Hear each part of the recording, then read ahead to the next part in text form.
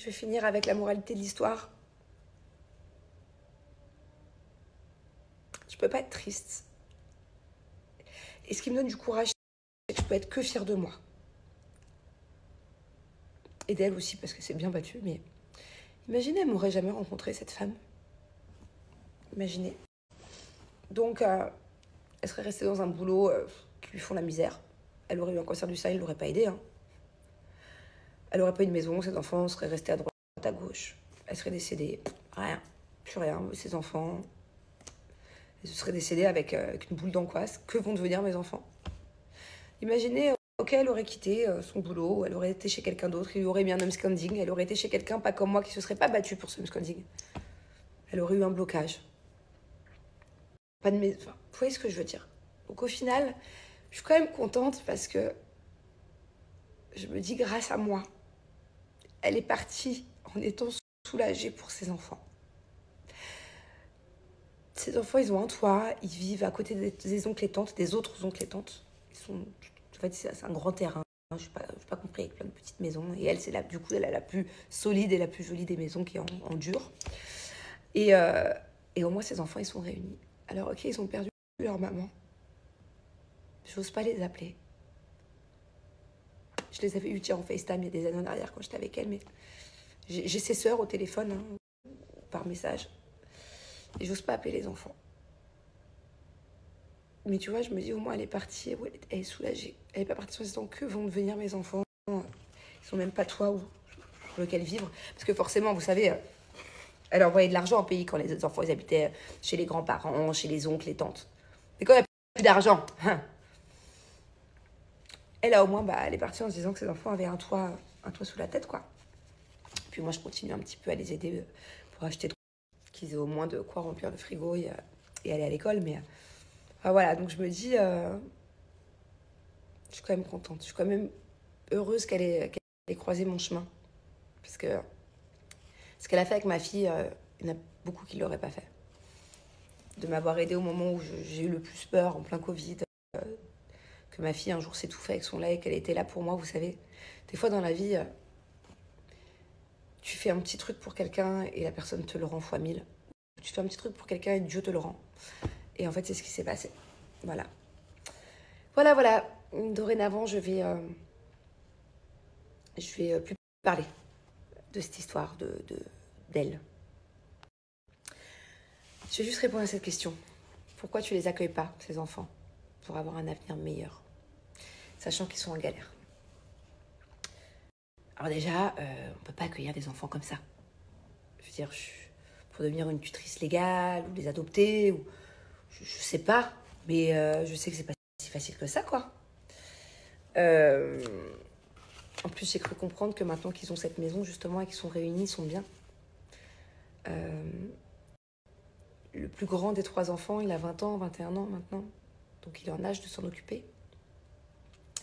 Pour l'instant, ça ne sont que des enfants. Ils sont avec les oncles, les tantes. Il y a le grand frère maintenant qui est un peu le tuteur légal. Je pense que c'est comme ça, dans leur maison. Voilà, je vais faire en sorte qu'ils continuent d'aller à l'école. Parce que là-bas, il faut payer l'école, il faut payer aussi la navette pour y aller. J'aimerais bien rentrer en contact avec son fils. Et ne plus passer par... je ne sais pas par qui je veux passer. De quelqu'un de sa famille, mais j'aurais aimé qu'elle me dise en qui elle a le plus confiance. Parce que j'ai plein de contacts dans sa famille, mais... Vous savez, quand on envoie de l'argent dans un pays et que c'est pas la personne concernée qui reçoit l'argent, c'est compliqué. Donc j'ai peur d'envoyer un petit peu d'argent tous les mois, pas grand-chose, mais au moins de quoi qu'ils aillent à l'école et qu'ils remplissent le frigo. Mais le problème, c'est à qui j'envoie cet argent. Maintenant qu'elle n'est plus là. J'ai plusieurs ribs de toute la famille, mais voilà, à voir. Je vais réfléchir à tout ça.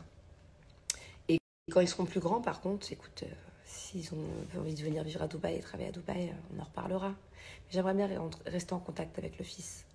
Mais j'ai peur de faire... j'ai peur de m'imposer, quoi. Vous voyez ce que je veux dire? J'ai jamais eu son WhatsApp au fils. Que les sœurs, les frères, les meilleurs amis. Le fils de dire « Salut, c'est moi », j'ai peur que ça fasse genre « Qu'est-ce qu'elle veut, elle ?» J'ai envie qu'il y ait un rapport sain, comme il y avait avec elle. Parce que je sais que c'était pas quelqu'un qui était avec moi par intérêt. s'attendait pas à ce que je fasse tout ça pour elle d'ailleurs de base, quand elle a fait ça pour moi. Mais j'ai pas envie d'être en contact avec quelqu'un de sa famille qui est avec moi par intérêt. Donc je vais voir, je vais réfléchir, j'ai pas assez de recul sur la situation. Et si ces enfants plus tard veulent venir travailler à Dubaï, ben, je les aiderai à trouver du boulot. Voilà, tout simplement. Je vais clôturer le sujet. Je préfère ne plus en parler pendant un long moment. Le temps de faire mon deuil. J'ai besoin d'oublier. J'ai besoin de... Voilà, je vous ai raconté l'histoire, ça m'a fait du bien d'ailleurs. Merci de m'avoir écouté. Merci de vous y être intéressé, d'être nombreux à m'avoir demandé de vous expliquer. Mais là, ça y est, c'est le moment pour moi de... Ça fait 3 jours. Je suis comme ça, moi. J'ai besoin de... Quand je passe à autre chose, j'ai besoin de... Ferme les portes. Je les rouvrirai quand mon cœur ira mieux.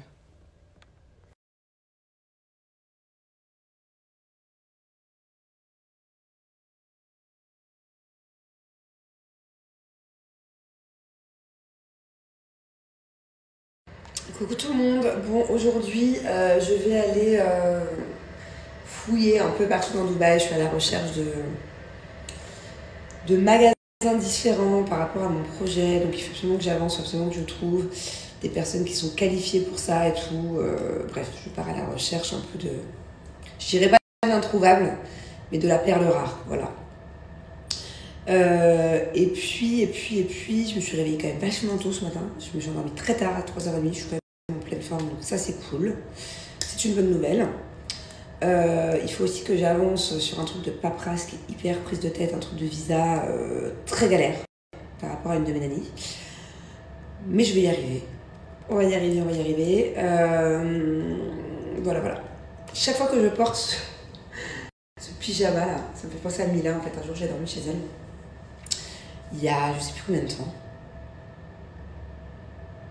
J'avais dormi chez elle, je m'étais disputée avec Julien. C'est la seule fois où j'avais découché de la maison en je sais pas combien d'années. Non, une fois j'étais chez mes beaux-parents aussi. Mais j'avais dormi chez elle et du coup elle m'avait prêté ce t-shirt là. Et je ne l'ai pas rendu depuis. Chaque fois je zappe et je kiffe le mettre. Ça me fait penser à elle. Bon, sinon au niveau de mon acné, bah, c'est pas mieux hein. Regardez, je vais essayer de vous montrer sans filtre, vous voyez, il y en a partout des petits boutons. Et c'est que sur cette zone-là, voilà, de là à là. J'en ai pas de l'autre côté du coup. Donc apparemment ça signifie, selon là où tu as de l'acné, ça signifie d'où vient le problème. J'y crois moyen. Hier j'ai regardé sur Google, j'ai vu plein de photos, genre par exemple le foie, les poumons, le côlon, le truc. Je trouve ça bizarre quand même. Sachant que là cette zone-là elle regroupe au moins 3 problèmes. Donc bon. Quoi qu'il, je viens de prendre un rendez-vous là avec 10 minutes avec un dermatologue. Et puis aussi avec une clinique pour faire un soin, un truc un peu qui fait ultra mal. Enfin, d'après mes souvenirs. Je l'avais fait il y a quelques années. C'est des aiguilles en fait, un carré d'aiguilles de soins qui va en profondeur, qui te pète je sais pas quoi. Mais je me souviens que j'avais une trop belle peau il y a quelques années quand je l'avais fait. Donc je vais prendre mon courage à deux mains. Et je pense que je vais pas tarder à le faire ce truc parce que c'est bon, j'essaierai, j'en veux plus. Je suis prête. Je vais aller fouiller dans Dubaï à la recherche de la perle rare.